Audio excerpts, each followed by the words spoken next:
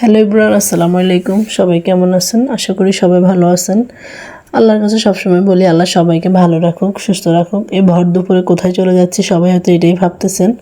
আসলে এই ভর দুপুরে চলে যাচ্ছি আমার সেজু দেবরের শ্বশুর বাড়িতে চলে যাচ্ছি। ও শ্বশুর খুবই অসুস্থ, শুনতে পেয়ে চলে গেলাম ওইখানে। আমি একা যাচ্ছি না, সাথে আমার শ্বশুর বাড়ি থেকে সবাই যাচ্ছে। আমরা সবাই মিলে বেরিয়ে পড়লাম ওনাদের বাড়িতে যাওয়ার জন্য। আসলে আমার শ্বশুর শাশুড়ি ওনারা আগের গাড়িতে চলে গেছে, আমি পিছনের গাড়িতে পড়ে গেছি। আমরা সবাই মিলে একসাথে যাওয়ার জন্য বের হয়েছি। ঠিকই আমাদের গাড়িটা আসতে কিন্তু অনেক লেট হয়েছে, তাই এই রোদের মধ্যে দাঁড়িয়ে আছে। অবশেষে আমাদের গাড়িটা কিন্তু চলে আসছে। এখন আমরা গাড়িতে উঠে যাব।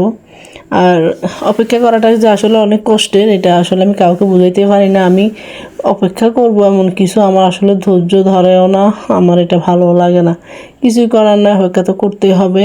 এখন গাড়ি চলে আসছে, এখন চলে যাব।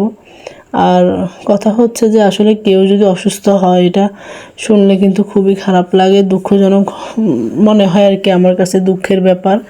আর যেহেতু আমার মা নেই, বাবা নেই, তাই আমি আসলে কারো মা বাবা যদি অসুস্থ হয় সবার আগে ওনাদেরকে দেখার অনেক চেষ্টা করি, যেভাবেই হোক দেখার জন্য ছুটে যাই, যতটুকু পারি চেষ্টা করি ওখানে গিয়ে সবার সাথে একত্রিত হয়ে থাকার জন্য চেষ্টা করি। এখন চলে যাচ্ছি ওখানে, আপনাদের সাথেও শেয়ার করব।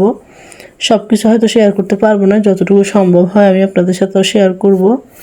আর রুগী দেখতে যাওয়াটা কিন্তু আসলে অনেকটাই ভালো ভাগ্যের ব্যাপার, নসিবের ব্যাপার। আমরা কিন্তু চলে আসছি, একদম ওদের বাড়ির সামনে চলে আসছি। আমরা গাড়িটা রেখে দেবো না, গাড়িটা বিদায় করে দিছি।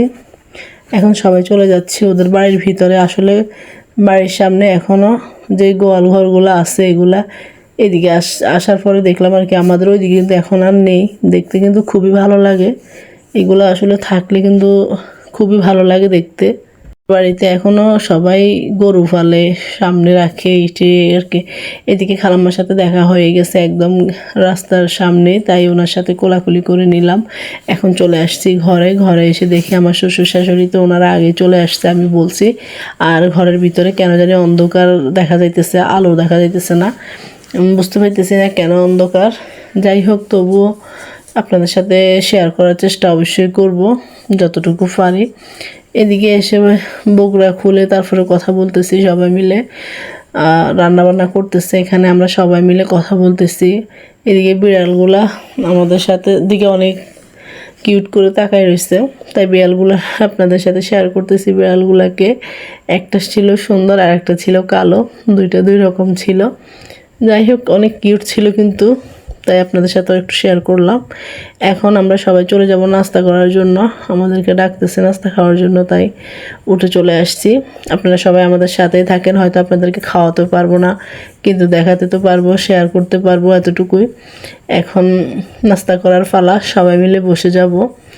আর সবাই মিলে এক জায়গায় বেড়াতে গেলে কিন্তু খুবই ভালো লাগে, খুবই মজা লাগে, হাসি ঠাট্টা করা যায়, খুব ভালো লাগে ব্যাপারটা। আর বিশেষ করে সবাই কিন্তু সবসময় একত্রিত হওয়া যায় না। এটা হচ্ছে আমার দেবরের শ্বশুর, উনি বসে আছে এখানে, আর ওনাকেই দেখতে আসছি আমরা। আল্লাহ যেন ওনাকে নেখায়েত দান করে, ভালো থাকে, সুস্থ থাকে, এটাই বলি। ভালো থাকাটা কিন্তু আসলে অনেক ভাগ্যের ব্যাপার। ভালো থাকা, সুস্থ থাকা কিন্তু সবার জন্য হয়ে ওঠে না। আর ভালো থাকতে হলে কিন্তু মন মানসিকতাও ভালো থাকতে হয়। যাই হোক, সবাই সবার জন্য দোয়া করবেন, ওনার জন্য দোয়া করবেন। আমরা সবাই যেন ভালো থাকতে পারি, সুস্থ থাকতে পারি, এই জন্য সবাই সবার জন্য অবশ্যই আমরা দোয়া করতে পারি। এখানে হাতের বানানো নাস্তাগুলো সবাই খাইতেছে। আসলে হাতে বানানো নাস্তাগুলো কিন্তু খুবই মজা লাগে, খুবই ভালো লাগে। আর আমি আসলে দুষ্টামি করতেছি আর খাইতেছি, যদিও খাওয়া দাওয়া কিন্তু একদম কমই খাই। এখন দুপুরবেলা কিন্তু চাও দিয়ে দিছে, কিছুই করার নাই। সামনে যখন চলে আসছে, এক কাপ চা তো খেতেই হবে, তাই চাটা খেয়ে নাস্তা করে সবাই বেরিয়ে পড়লো ঘোরার জন্য। তাই আমিও ওদের সাথে প্রথমে আসিনি, পরে চলে আসছি। ভাবলাম যে সবাই ঘুরতেছে, আমি কেন বসে থাকবো, তাই আমিও চলে আসছি ঘোরার জন্য। আসলে হাঁটতে ঘোরাফেরা করতে খুবই ভালো লাগে। আর এক জায়গা থেকে এক জায়গায় গেলে দেখবেন সব কিছু দেখাতে নিয়ে গেলে কিন্তু খুবই ভালো লাগে, আশেপাশের মানুষগুলোর সাথে পরিচিত হওয়া যায়। আশেপাশের মানুষগুলোর সাথে পরিচিত হলে দেখবেন খুবই ভালো লাগে। আর সবার সাথে কথা বলতে তো আমার কাছে আলাদা একটা মজা লাগে। হাঁটতে হাঁটতে দেখা গেছে একসময় কিন্তু অনেক হয়রান হয়ে গেছি, এটাই মনে হইতেছে আর কি। আসলে আসলে এটা একটা দুষ্টামি করছি, ফান করছি, আসলে হয়রান হইনি। এদিক থেকে ওইদিকে একটু হাঁটছি, এখানে হয়রানি হওয়ার কোনো প্রশ্নই আসে না, মজা করলাম আর কি। আর সবার সাথে কথা বলতে সবার ঘরের সামনে আছে বড়ই গাছ, এই গাছ সেই গাছ, আর এগুলা আসলে থাকে যখন সবার ঘরের দরজার সামনে এগুলা গাছগুলো থাকে, এগুলো কিন্তু দেখতে খুবই ভালো লাগে। থাকাটাই বেটার, তা না হলে সবাই সবার গাছ থেকে কেন কিছু নিবে, যে যার গাছ থেকে খায়, কেউ কারো গাছের জিনিস ধরে না। আসলে ঘরের গ্রামের বাড়িতে এগুলাই অ্যাভেলেবেল হয়। আর সবাই হেঁটে কিন্তু অনেক অস্থির হয়ে আছি, মনে হচ্ছে যে এরকম অবস্থা। সবাই এসে বসে পড়লাম, কথা বলতেছি, আসলে অনেক মজার মজার কথা বলতেছি।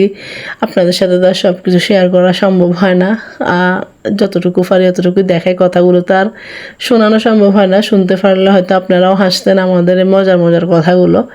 সব কিছু শেষ করে কিন্তু খাওয়া দাওয়া করা শুরু করতে বসে গেছি, খাওয়া দাওয়া করাও শুরু করে দিছি। আর জানি না কার কার আমার কথাগুলো ভালো লাগে, কার কাছে খারাপ লাগে আমি জানি না। যাদের কাছে খারাপ লাগে তাদের আমার ভিডিও দেখার কোনো দরকার নেই, আর যাদের কাছে ভালো লাগে তারা অবশ্যই একটা লাইক একটা কমেন্ট দিয়ে আমার পাশে থাকবেন। আমার যারা আমাকে ভালোবাসেন, আমার ভালোবাসার মানুষগুলা যারা আমার চ্যানেলকে ভালোবাসেন, তাদের উদ্দেশ্যে আমি কথাটা বলতেছি। আমার শ্বশুর আজকে আমাদের সবাইকে খাওয়ার দিতেছে। অনেক দিন পর শ্বশুরের হাতে খাবার খেলাম, আর যথেষ্ট পরিমাণে ভর্তাটা অনেক মজার ছিল। আর আমি কিন্তু খুবই ভর্তা লাভার, আমার ভর্তা এত ভালো লাগে। এখানে অনেক কিছু রান্না করা হয়েছে, মাছ, ডিম, মুরগি, গরুর গোশ, ডাল, কদু, অনেক কিছু ভর্তা ছিল। অনেক কিছু খাইছি আলহামদুলিল্লাহ, অনেক কিছু খাওয়া হয়েছে। আল্লাহ খাওয়া দাওয়া শেষ করে বসে আছি আমরা। খাওয়া দাওয়া শেষ করে সবাই গল্প করতেছি, কথা বলতেছি। আমার শ্বশুর আসরের নামাজ পড়ে চলে আসছে,